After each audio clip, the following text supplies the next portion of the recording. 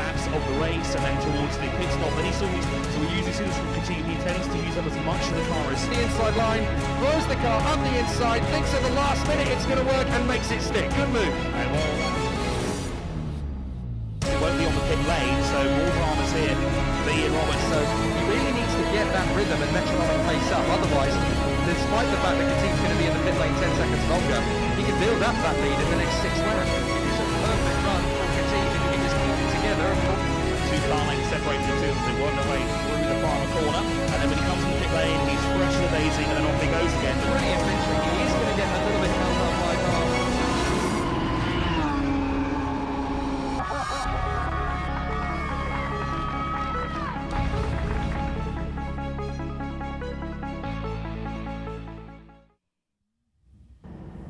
Hello everybody, welcome to the Yas Marina circuit under lights here for the Golf Radical Cup round 3, race number 2. 25-minute race coming your way with a 16 cars on the grid to take the rolling start.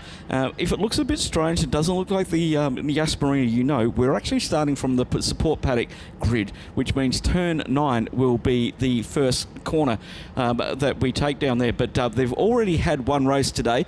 George King, a multiple race winner. He's won everything so far of the first 2 rounds that we've had in this championship. So 6 races. He's now got 7 underneath his belt.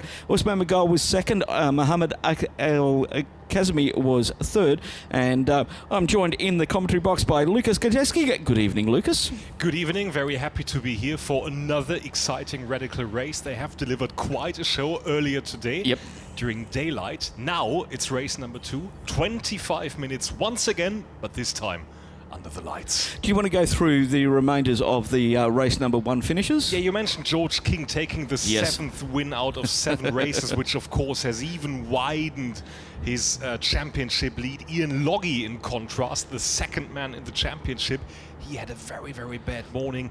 Out of the race, 15th place, no points. However, he's still in 2nd in the championship, but of course the gap is now massive, massive, massive, and a big, big lead for George King, and of course he's in pole position for this one once again. Once again, that yellow car is everywhere. If you haven't seen Radical racing before, these are the cars. This is the Radical SR3. We have 3 versions out on the track at the moment: the RS, the RSX, and the XX, which is the latest incarnation of those. They're weigh about 615 kilos.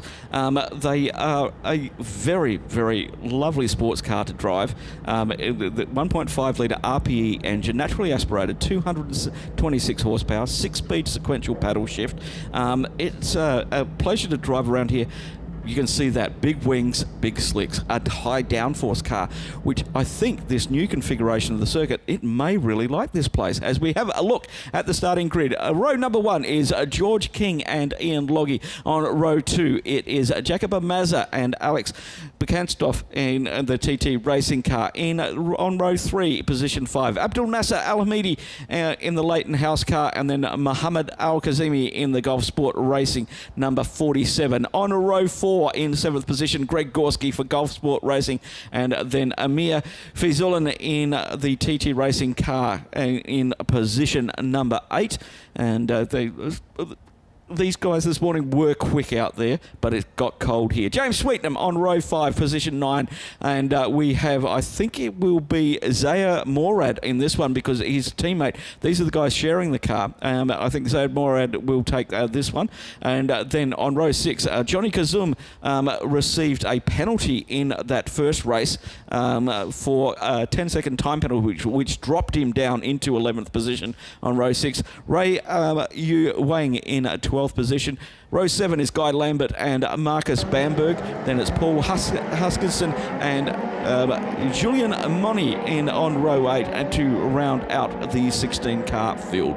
And then Damien Sasek in 17th position. We only had 16 cars finish that first race because it was the 777 car that didn't take the start earlier on, and I believe he may be on the grid because we have 17 cars. Hey, happy with that. I'll just flick up to the grid. So because this was, as you said earlier, this was not, race 1 didn't set the race 2 result. Okay, so everybody is in different positions. Car number 14 on your screen there. Rolling start for the Radical Series. The safety car is out there on track. Everybody trying to get a little bit of temperature into their tyres. 17 degrees here in Yas Marina. If you're a local like me, that is possibly it's Arctic conditions. Lucas has a different version of 17 degrees. Yeah, if you're not local, then it's definitely quite nice for the middle of January, but I'll give you that. Indeed it is. What a season, the 21-22 season we have here. Because we're in the Middle East, we start late in the year and we finish early in the next year. This is the longest running sports car series in the region. We started in 2006. Big hello to Barry Hope. I know you're listening out there, mate.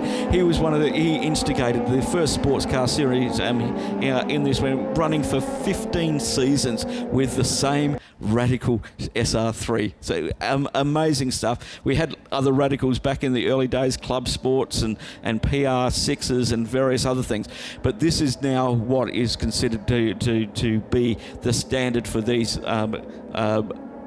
What you need to be competitive is the SR3. And it's great to have all these cars still around, because Radical have really been struggling in other parts of the world. Here it's still a proper grid, the biggest we have seen here in quite some time. So let's hope for another enjoyable 25 minutes. Yeah, these are Slicks and Wings cars. These are proper downforce. They have the equivalent downforce of an F3 car, or what was called an F3 car in previous incarnations. And we had some, and Barry had some F3 drivers come out and test these cars during the winter period, and they were very complimentary about the downforce and the grip levels they have. These are physical cars to drive, and they're going to be around turn 3. They're going to be pulling 3 or 4 lateral Gs, and at around turn 10 and 11, they're flat out through there in 5th gear. It's a 4G stop. So these have, they have a very, very high demands. Now the problem we have at the moment, and I'm not sure if it's going to be a big issue. The safety car lights are out, but the grid, now the safety car accelerates away.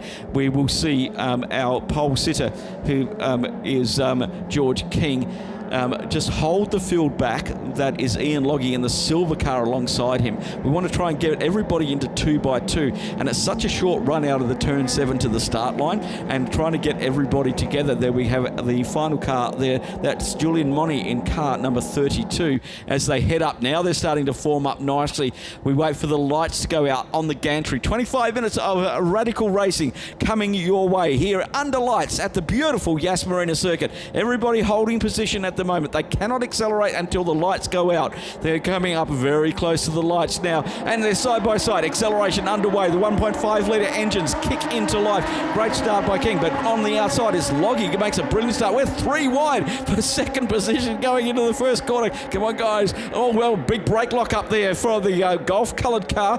That's what mine used to look like, as we've got King again taking that lead out there with the I think it's Jacopo Mazda who's moved up there. Everybody running wide. The Hankook tyres may not be up to temperature just yet, as the safety car went quite slow down that back straight as they move into the hotel complex. Remember, all of the inside of these corners have been re-radius, which means you can take them at a much higher speed. This is now one continuous corner as you go through turn 13 and 14. You just keep the steering lock on the same. You don't have to straighten the car up as we head down towards turn 16 on the original circuit, and we're on to the Formula 1 start-finish straight. And once again, it's George King, really, and you can see he's weaving. He's not trying to protect his position. He's trying to get tyre temperature. They're all struggling with tyre temperature at the moment.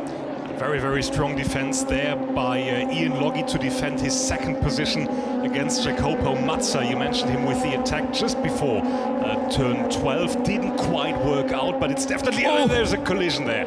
Oh, 2 spinners on the exit of turn 2 as everybody takes avoiding action. We can't quite get the camera to where we need to be on that one, but there was coming together. I saw bits of car flying everywhere.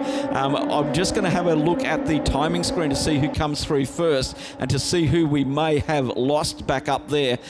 I think everybody's still rolling. Everybody has... James Sweetnam is going on his outlap at the moment, so maybe he wasn't on the grid. We're just looking. We've got 16 cars on there. The 777 isn't on there, so that was my bad. Sorry about that.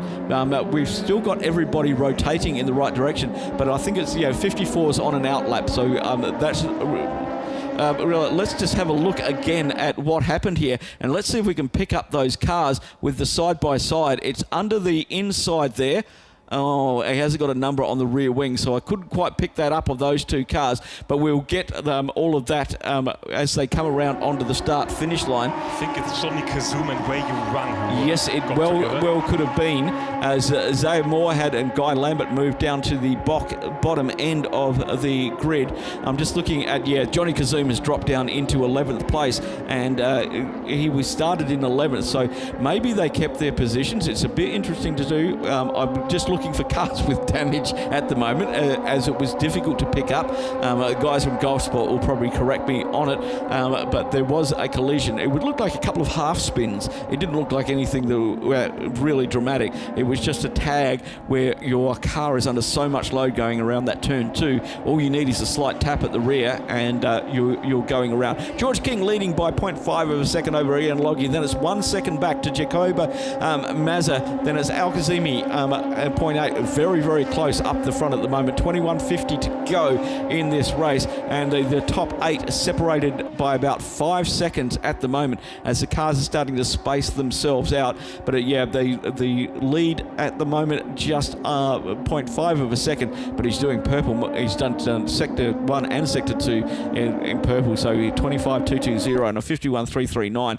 That is really, really putting the pressure on Ian Loggy to try and stay with him at the same time. And I think Greg Gorski has dropped down a couple of positions. Paul Hoskinson and Ray Yu Wang have moved up into 8th and 9th on that lap. I was just watching the split time go through as we head towards the end of this lap, the second racing lap that we've had, and it's the number 14, which has led everything literally from the start of the season at the moment. But Loggy, and as Al Kazemi's moved up, Mazza has dropped down into 4th, Bukanstov in 5th position, Freslin in 6th, Alamedi in 7th, Gorski up into 8th position, and as I said, Ray Yang and Johnny Kazum have moved up into 9th and 10th, Huskinson down into 11th, Bamberg in 12th, Zaya Morad has moved up into 13th, Julian Monty and Guy Lambert in 14th, James Sweetnam a lap down at the moment on the back straight by everybody else is coming under the hotel. And now we can see the number 63 car of Alex Bukantsov trying to gain just another position, trying to get past Jacopo Mazza. Of course, he had quite a bad race earlier today with P10, just 1 point for him. Now he tries to make up some ground and tries to get past the red machine of Jacopo Mazza there, fighting for P4 and P5. King has gone out to now a 2.3 second lead over Loggy, who's pulled out 1.6 seconds over Al Kazemi, who is battling still, as we said, with Mazza for that position. And then behind them is Bukanstov, very close behind them, and Fezalin as well. So there is a great battle going on between 4th, 5th, 6th and 7th at this time as it comes onto screen. That's the, I think the 25 car going through there. That's Marcus Bamberg down in the place with the 23 car up behind of Zaire Morad. That's the battle for 12th and 13th position. Behind them is Julian Monty as the move is on down into the brand new profile turn number 5. Different lines going in there from the 25 car and the 23 car. They really, but the 23 gets a brilliant exit from that shallow line. That was really good. Up under the back wing of the 25 car as they head down the start-finish straight. George King's already gone through and set on the next lap. A 1:57.618 for King on that one. 4.4 seconds now out in the lead over Loggy, Al Kazemi, Mazza, Bukanstov, and Fezalin down in 6th position. Yeah, that's almost 1.2 seconds per lap, which is it's even more actually. So that's very, very impressive after 3 laps. What George King is showing once again, 7 races so far with 7 victories. So a very, very big command in terms of the championship. But of course, now his main rival Ian Loggy is still in second place after the very end. And there we see the attack by the number 23 car. That is the second placed car from earlier on today. Now it's there Morad behind the wheel, because that is the only car, Phil, with two drivers sharing it. And they're both Pakistani drivers, and they will actually share in tomorrow tomorrow evenings after the Hankook 6 hour of Abu Dhabi. They will in a 45-minute mini enduro with a pit stop, which is all part of what you can get if you want to go radical racing here in the Middle East. Absolutely lots and lots of track times this season. 7 events, 21 races. 2 25-minute sprint races and a 45-minute race. Lots of track time, and these cars are quick. They are quick around here, and they're just showing the pace. Proper sports car. They are great fun to drive. I must admit, they are great fun to drive. They've got so much downforce. They corner so quick. They've only, they're under 226 horsepower, but they go around corners so fast, and that's the joy in motorsport. As the headlights are now blazing, we have the 47 coming under pressure. That's Mohammed Al Kazimi, and that's Mazza behind him with the headlights ablaze. He runs wide down at turn 6. He takes the shortcut. He's going to have to give that. He can hold his place, but he can't make up ground. But that's going to put him in to Bukanstov is coming up very close, and there you go. He's right up behind him down the run down into Marsa corner, and Bukanstov got much better exit, and he's had to go defensive up the inside. There are more than one lines around this new corner. It is banked, and up the inside they go. I just took a big breath in, as you did as well, Lucas, because they're still side by side as they exit the corner, and the 63 comes out in front. That is a very good move by Alex Bukanstov. That was very, very polished as he did that, and all up the inside down into the hotel. You don't want to do that. Not there. It's too tight. And Mazza basically lost that position in the chicane in turns 6 and 7, because that is when his line went wrong. Of course, he had to, as you mentioned, he didn't have to give a position back, but of course he needed to lift. He's not allowed to gain advantage while being off the track, and that is a time advantage, which was that one there. So Murad has moved up into 12th, putting Marcus Bamberg in the Leighton House car down into 13th on lap number 4. Just under 16 minutes remaining in this 25-minute sprint race for the Radicals. Let's go through the top 10. George King from Ian Loggy in 3rd position. It's Al Kazimi. Mazza in 4th. Bukanstov in 5th. Faisalin in 6th position. Alamedi in 7th. Gorski 8th. Wang in 9th. And Johnny Kazuma, after that penalty earlier on today, starting in 11th, only up into 10 in the TT Racing Radical as the battle continues on out there. And these are all different model Radicals. This is the whole thing about this. They're so even. Some of the other cars, the RS and the RSX, may be a little bit lighter, but the XX is carrying more downforce, so the straights and the corners get evened out. So some of these cars are 5 or 6 years old, still really competitive, as the fade up the inside by Mazza doesn't quite work, but that was Al Kazemi just having a little bit of a moment under brakes down there. I just saw the car twitch a little bit, so maybe he's just pushing a little bit too hard, but is Faisalin coming up behind that in the black and gold car. Doesn't that look fantastic under lights? Absolutely amazing. Race cars always do. Oh, they do indeed. Especially if they are full-on prototypes. Now we see the lunge down the inside, but that doesn't work. Of course, some of the drivers have been around here regularly over the past few years, and it's kind of a new circuit in various places. Well, it is, because it was actually classified by the FIA as not a redesigned, not a reprofiled circuit. It was designated a new circuit. That's why there was no track, no lap record set for Formula One.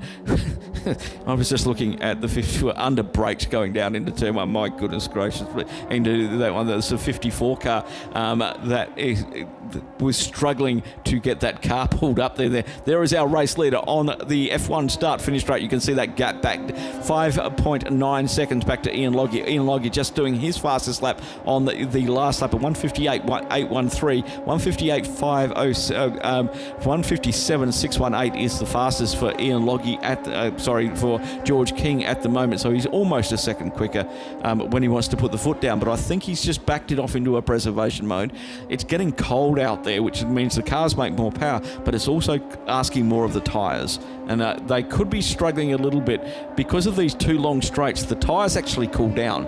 And when you arrive at turn 9 or when you arrive down at turn 5, they're a little bit cold. And turn 6 is another area where that is a problem. As we can see, the number 15 car of Amir Faisalan still putting that pressure on Jacobo Massa, as this is starting to spread out a little bit. And Kahanstov has just pulled out a couple of car lengths over that last lap, as everybody's there's different lines through this corner as well, turn 6 and turn 7.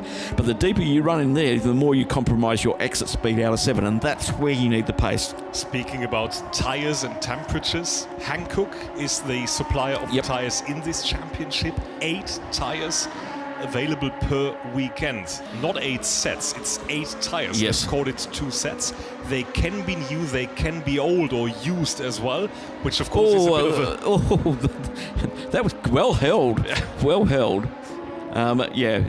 So what you see is tyre preservation going on, because the next race after this is a 45-minute race. It is a pit stop, but you can't change tyres. So you've got to preserve what you want to do. What we see normally is that they'll run 1 set for the qualifying and for race 1 and race 2 in the sprints, and then they'll have a new set available for the 45-minute race, because it's continuous. Even though with that very short pit stop, the tyres still will cycle.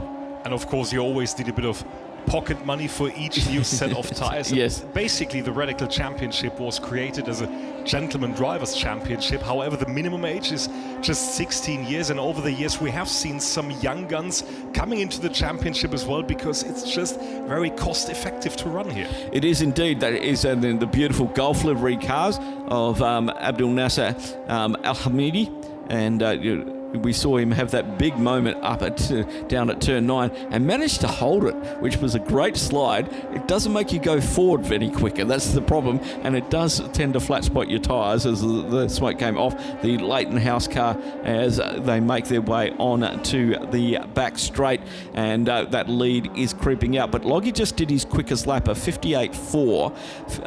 Al Kazemi did his fastest lap on the last lap of 59.1, and then a 59.2 that was for Tantov, and a 59.5 for Mazza. So depending on what they have done with their tyres, and I'm glad you brought that up, because they maybe have used a different set, etc., or whatever, and their tyres are maybe starting to go away. We've got just over 10 minutes to go in this 25-minute race, so we're over halfway at the moment. And some of the tyres, if you chose to use old tyres, as Gorski moves up into 7th on lap number 7, and Alamedi down into 8th. But if you've chosen to use maybe an older used set, you may be running out of tyre life around now. Exciting weekend for Greg Gorski, the US-American driver, because we will see him in the 6-hour Creventic race just as well, in the number 710 Leipert Lamborghini. Actually, he finished in second position overall last year with the Leipert squad, so a busy schedule for him. Yeah, getting to know the new layout in the Radical, and also having a lot of practice this weekend in the Lamborghini. As it's a beautiful looking car with the iconic, I would call, Golf livery on that vehicle, as we pick up more battles. This is one great thing about Radical Racing, that battles happen everywhere. That's car number 25, Marcus Bamberg, chasing down Paul Huskinson. That's for 13th and 12th place. They don't care about that. They just want to have a good battle between each other. It's all about beating the guy in the garage next to you, regardless of what it is. I can tell that is an older model car because it doesn't have the split engine cover, which is from the XX, and so looking at the different ages of cars, you can tell by the headlights on some of the cars as well, and the body shape and the wing shape and the cowling shape, as Radical have modified their cars over the course of ever since we've been racing with Radicals here in the UAE. And it's really great to see that a good driver in an old car can still be competitive, because then it's a cost-effective sport. And that's what it's all about in the end, especially if you want to find some new drivers who might also take part in other championships over the next few years. So it's very good to have some young talent as well now in the radicals as the battles continue now for the positions just behind the two leaders, George King and Ian Loggy. This is Mohammed Al-Kazimi, who will try to defend his third place, the last spot on the podium against Alex Bukhanstov and also Jacopo Mazza, because the red radical with the number 68, it's not far back there. It's well, you could throw a blanket over them. Literally, you need a blanket out there at the moment. It's really cold. Oh, a little bit of a sneak up the inside there by the 63. Bukhanstov trying to have a little look up the inside, just showing his nose, getting very racy. And Al-Kazimi is now starting to drive defensively, which is slowing him down, which is also bringing Mazza into this picture, as you said, as they all come onto the start-finish straight. And not too far behind them is Fazulin, as well as James Sweetner makes a move up into 14th position. And Julian Moore down there. We've lost Guy Lambert out there somewhere at the moment. He is into the pits. We have one car into the pits. The 33 for Golf Sport Racing is coming to the pits. We've got 15 cars running, 7 minutes 45 seconds to go. This is going to turn into a good battle, I think, as they make their way down towards turn number 5. Different entry lines, all three cars choosing different lines on the way in, trying to maximise the earliest possible chance to get on the throttle on the exit, because that's going to determine your top end speed. The wind is blowing at like 60 kilometres an hour down there, which is really affecting these high downforce cars. And you can see there he's gone, the 47 has gone, Al-Kazimi is starting to go a little bit defensive, which is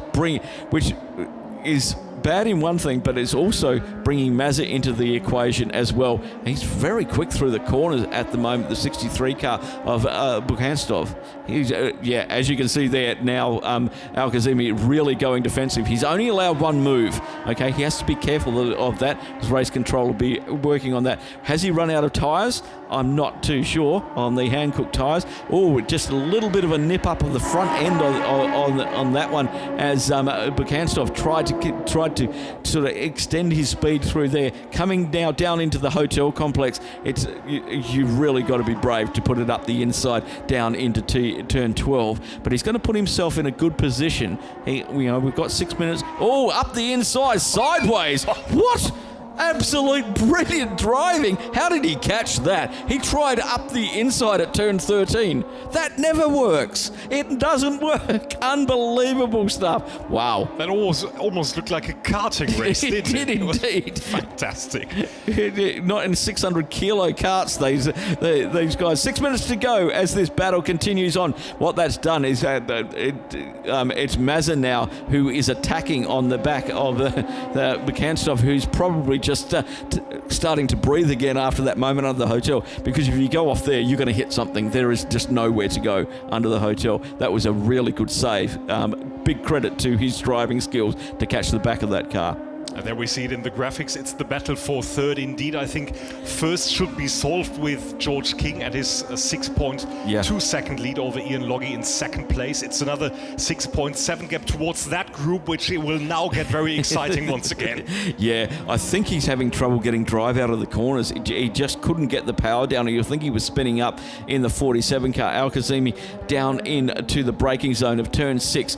Shows the nose up on the inside. Bukhanstov, they're side by side going through here. They're going to have to keep racing room on the outside. Bukhanstov with good drive out of that corner. He's 4 wheels off track at the moment. And here comes Mazza on there. This is Formula 4 F4 UOE all over again. Who's going to win it down into turn number 9? They are all absolutely on it. Everybody's closing. You've got to leave a racing room up the inside. What's Mazza going to do? Is he going to pull it up the inside? He does do that. Bukhanstov, he gets taken back a position. And now Al-Kazimi's coming under pressure. What a great move from Mazza down into turn 9. That was really well measured. And well anticipated, because of course he saw the other guys going into turn 6 and 7, saw they would be losing ground. And Wow. Yeah, That well was done. impressive. This is far from done, folks. We've got just under 4.5 minutes to go, and we're watching this battle going on at the moment. And it's Al-Kazimi, Mazza now up into 4th position, and Bakansov down into 5th as they're making their way around turn 16, which is about halfway through our lap. And Bakansov is not done with Mazza yet. Mazza's gone on the defensive line up the middle of the start-finish straight. He'll have the line into the corner, and he will take that, but he's got to turn a little sharper, which is going to run him wide, and you can see how that worked out behind him, because Bakansov got a better drive out of that. He's going to have a run down into turn 5, I reckon, as they come around the turn 4. Now it's a long run down past the race and drive school on the left-hand side. That's the pit lane you can see there. Now, who's going to do what at this corner? Because what that's done is that De Vazeland is now getting up on the back of these. This is a 4-way battle for 3rd position.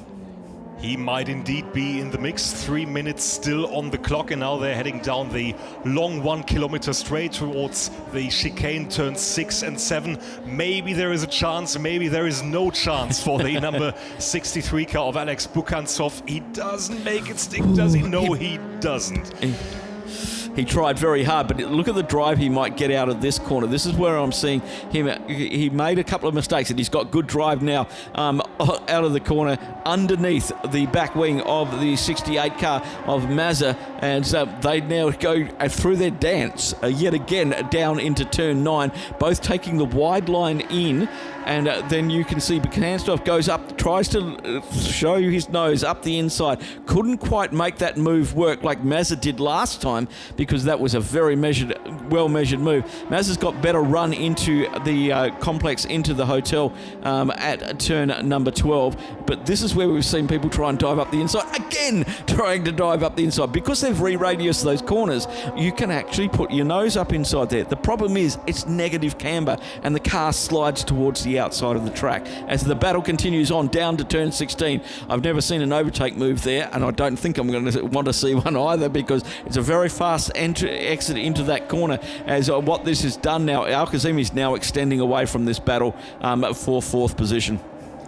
Yeah, he definitely benefited from these guys battling for positions 4 and 5. So I think it now looks like Mohamed Al-Kazimi might be able to take home 3rd place. We are on the penultimate lap of the race for now, and I think closest battle for now is for P4 and P5 between Jacopo Mazza and Alex Bukantsov. Yeah, there's another battle going on there between Abdul Nasser Alamidi and Ray Yu Wang. Just 0.7 of a second between 8th and 9th out there at the moment. And that's probably the only 2 battles we're going to see at this time, because the gaps are stretched out. We have quite a bit of time between the 1st and the 10th car, as we're oh, what a move. Is he going to make that stick? Oh, he had to lock up. He had to press a little bit harder than he wanted, but good drive again on the outside for Bakansov. They're side by side. Here we go again. Great racing, absolute fantastic racing in the Golf Radical Cup, and they're side by side going down into. Let's have a look. There was 0.07 of a second down as they crossed the line. Here's the over/under 68 on the outside, and it's done. The 68 on the outside and the 63 up the inside, and Bakansov made the move. What a not! I just like the way they're respecting each other. It's very, very good driving. Under 30 seconds on the clock. George King, our race leader at the moment in car number 14, is still on his way around the circuit on the main start-finish straight at the moment, heading down to turn number 1 as the clock is clicking down to 10 seconds now before we run out of our 25 minutes. And that Marcus Bamberg is just on his fastest lap of the race, 12 laps in. Here's the battle going on. It seems to have settled down a little bit. I think everybody's run out of tyres as they got towards the last couple of laps. And these overtaking manoeuvres, which were done down into that massive corner, I'm really liking that corner now. It's really giving people opportunity to do things in these cars. We never, there used to be a lot of corners. And here's George King, 7.3 seconds out in the lead, heading down towards the 6-7 chicane. Started from the lead. led every lap, and now heading out of the final corner, which is turn 8, heading down towards the checkered flag. And the winner of race number 2 in the Golf Radical Cup is George King from JWR. We're just waiting. Ian Loggy also running from JWR, the teammates, 8 seconds apart.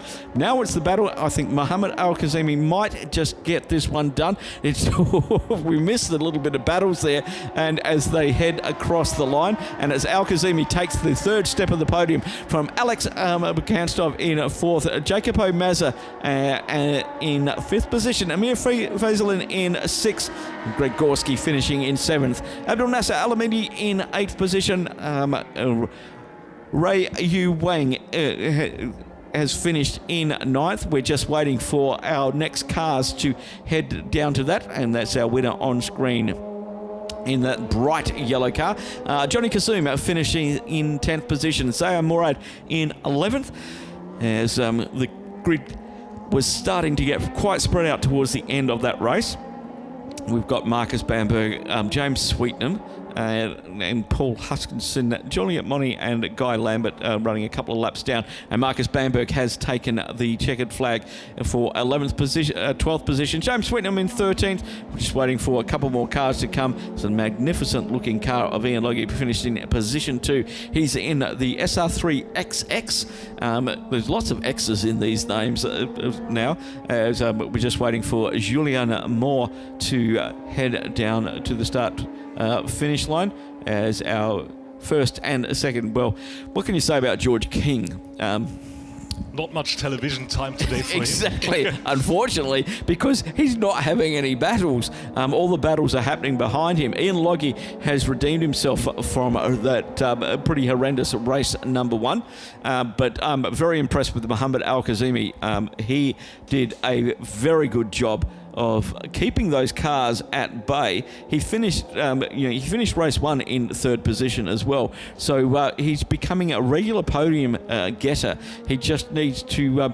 He was a little bit too far back from Ian Loggy. He has to get a little bit more aggressive, I feel, in the opening laps just to try and stay with them. But once again, a very impressive drive by our top 3, and that is Mohammed on screen at the moment as he makes his way back to the support pits. But wow, Radical Racing never fails to surprise me, because I think, oh, look at the grid and go, oh, they'll be all over the place. But they seem to encourage each other to race. They seem to stay. We only had one incident there, which was the turn 2 incident, but they both continued on. But it's all about they were having fun out there, and I think that's all a part of Radical Racing. You want to go in cars that look awesome. Have a look at them on the screen at the moment. They're fantastic looking cars. They are fantastic to drive. And there is movement in the car. Yeah. I mean, of course, it's a very aero-efficient sports car, prototype car. But still, we saw karting scenes out there on the circuit. That's brilliant.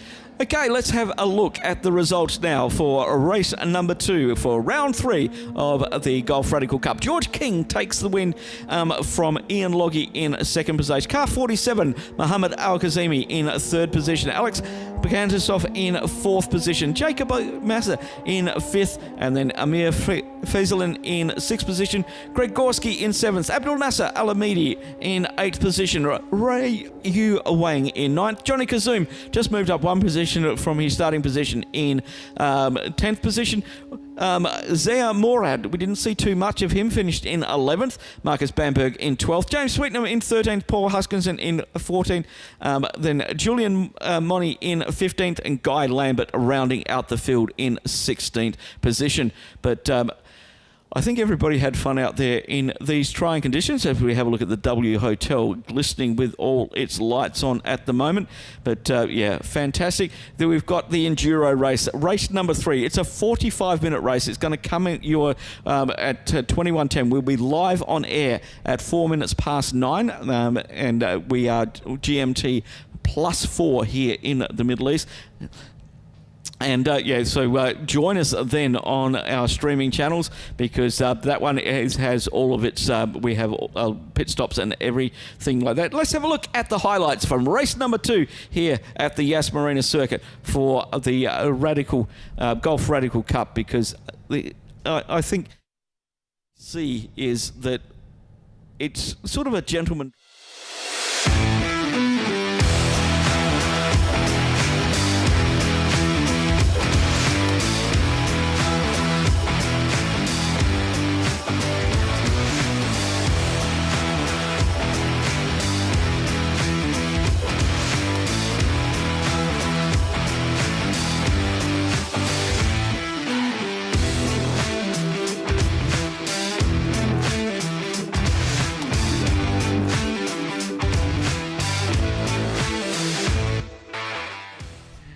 And, well, that wraps it up for race number 2 for the Golf Radical Cup. Join us tomorrow for race number 3, coming to you live from the Yas Marina circuit. On behalf of myself, I'm Phil Anson, and thank you very much to Lucas Kajeski for the commentary. We'll catch you next time here at Yas. Bye for now.